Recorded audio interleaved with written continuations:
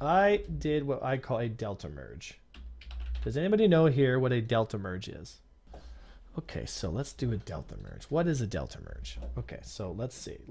Our hawk, looks like this with its wings, the little cockpit. That's our hawk, right? And our Vanguard, okay, so that's a professionally drawn Vanguard. So a lot of times what happens is when I say a delta merge, what I'm talking about is the speed at which the person is accelerating towards me and how fast I can turn myself around and engage. And a lot of times what will happen is you'll have someone traveling at a very fast speed. Okay, so there, let's make it simple. Let's make it 1,000, right? And if they, were to engage, they would fly right past us, and we would basically have to, even with the pre-nose, we're going to have to pre-nose and turn on to them because our momentum is going this way. Even if we're slow, we're going 80 meters per second, right? It's still going to mean that by the time he passes at 1,000, we now have to accelerate from here to here, okay? And we have to cover 1,000 meters per second, right?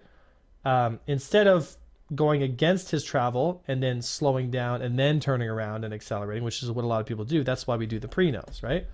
Now, what we want to do is we want to reduce that delta, which means the speed of approach. The delta being, if I'm going this way and I'm going this way and I'm going 100 and he's going 200, the delta would be 300, okay? Because my speed plus his speed equals the relative distance together if the angle is totally static, right? Now, if our angles are different, if we're showing up on a different angle, if we're something like, if we're coming in on an oblique angle, that calculation changes, right?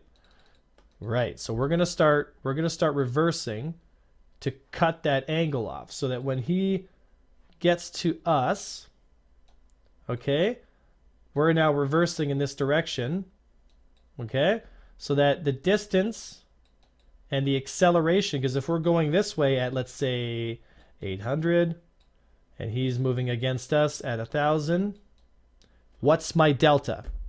Somebody answer in chat here. What's my delta?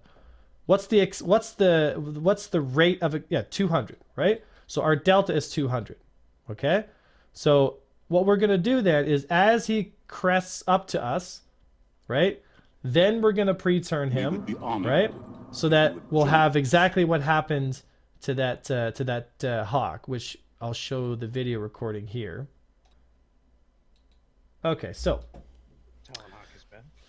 so here we have the Talon Hawk, right? And what's happening is we're under a reverse. We're at 270 or whatnot, and he's approaching 2.1, 1.9, 1.8. So he's probably sitting at around 400 meters per second, and we're sitting at around 149, right? Now I boost hard here, and my acceleration goes up. I'm now under full upstrafe because now I'm rotating against him, and now I'm under main thrusters. We're within 500 meters. Now we're within 700. We're still within the 800 meters, so I was a little bit weak on my initial. Are we taking fire? Let us begin.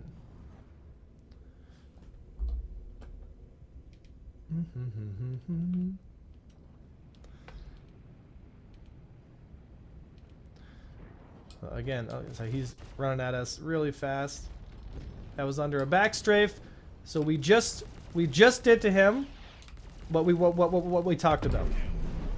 We literally just did to him what we talked about, right? So if you're gonna delta merge, it's to deal with people that are, that are really high speed moving in for those kind of clips, right? Well, there you have it, folks. The delta merge, just basics, right? When you're dealing with a ship like the Vanguard Sentinel or any Vanguard variants, you obviously have to take into account the relatively low turn rate.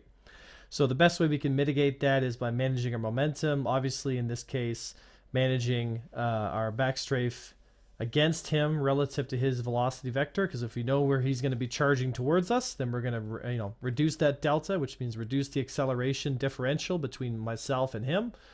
And then as he gets into position, we're going to flip around, we're going to do a proper pre-nose, we're going to get within 800 meters, and we're going to drop the hammer. All right, guys, I hope this video was educational. I hope you were entertained. I hope to see all you folks out for stream. This is the last episode in our 3-part series of the Vanguard Sentinel. I must say, guys, the Vanguard Sentinel sits very solidly in the S tier for dogfighting at this. The Vanguard series in general are absolute monsters, but the Vanguard Sentinel of all is the king of kings, right? So for all you Vanguard pilots out there, you have a very powerful ship. We'll have to see what CIG does when it comes to the game balance in the future. But as of right now, there's few ships out there that can take on the Vanguard Sentinel effectively and win, including when you put that EMP on it. There's really not much that can. All right, guys. Hope to see you guys all out here. I was Avenger 1, and I'll see you next time.